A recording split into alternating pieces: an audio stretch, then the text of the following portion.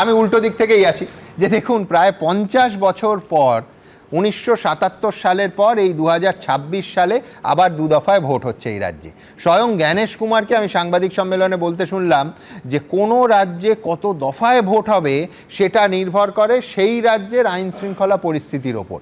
তাহলে তো কমিশনের সেই থিওরি অনুযায়ী বলতে হয় এ রাজ্যের আইন শৃঙ্খলা পরিস্থিতি আগের তুলনায় ভালো হয়েছে বলেই 8 দফায় না করে 2 দফায় পশ্চিমবঙ্গে ভোট হচ্ছে, অথচ কমিশন আবার সেই রাজ্যে 2.5 লক্ষ কেন্দ্রীয় বাহিনীর জওয়ান আনছেন ভোট করাতে। কিন্তু অধ্যাপক রবীন্দ্রনাথ ভট্টাচার্য, আমার পরের বক্তার কাছে আমার প্রশ্ন থাকবে যে এই এত বিরোধিতা স্ববিরোধিতা টানাপোড়েনের মাঝে ভোটটা শেষ পর্যন্ত কোথায় গিয়ে দাঁড়াবে? দেখুন, বহুকাল আগে, মানে 3000-2500 বছর আগে অ্যারিস্টটল বলেছিলেন যে man is a political animal. Political বলতে উনি বুঝিয়েছিলেন যে সার্বিকভাবে সমাজের সিদ্ধান্ত গ্রহণে মানুষের অংশগ্রহণ এবং সিদ্ধান্ত অ্যাপ্লিকেশনের ক্ষেত্রে, প্রয়োগের ক্ষেত্রে মানুষের অংশগ্রহণ। এখন এইটাই কিন্তু গণতন্ত্র, এবং সেই গণতন্ত্রে মানুষের অংশগ্রহণের জন্য যে প্রক্রিয়াগত উৎসব সেটা হচ্ছে নির্বাচন। কিন্তু পশ্চিমবঙ্গে এই নির্বাচনটা হচ্ছে একটা বিভীষিকা।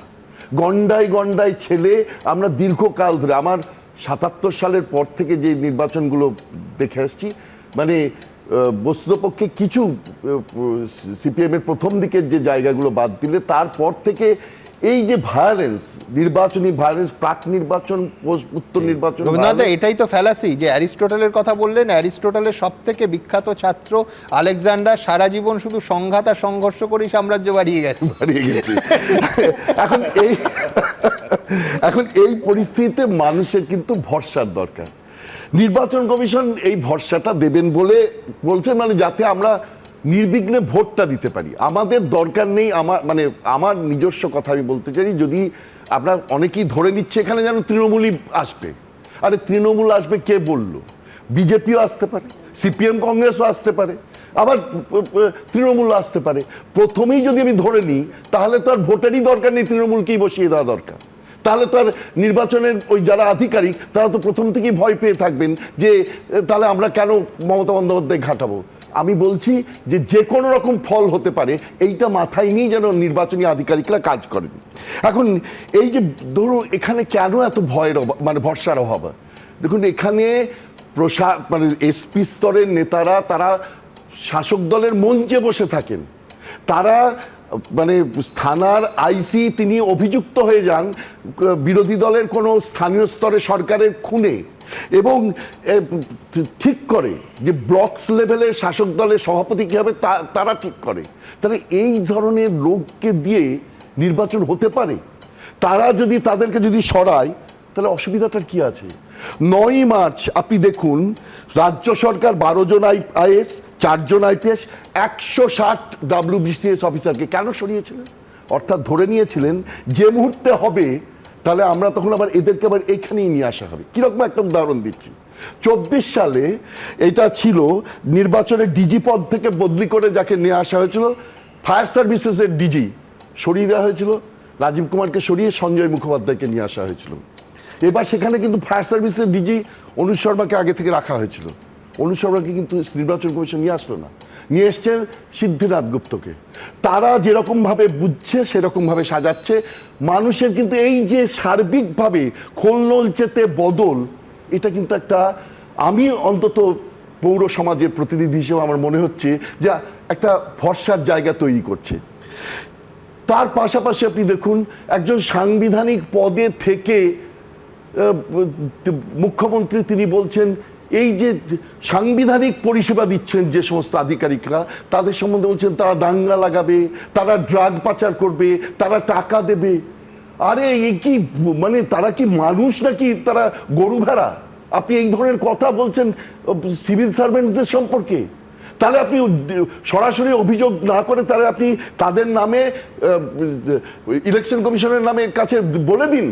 আপনার হাতে তো আইবি ছিল, তারা কারা কারা সেই পদটা ইয়ে করে তাদেরকে সরিয়ে দেওয়ার কথা বলুন। আপনি যখন বলছেন, আপনার তো নিশ্চয়ই আমি ধরে নেব আপনি মুখ্যমন্ত্রী হিসেবে যখন বলছেন তখন পদের গুরুত্বটা বুঝেই বলছেন।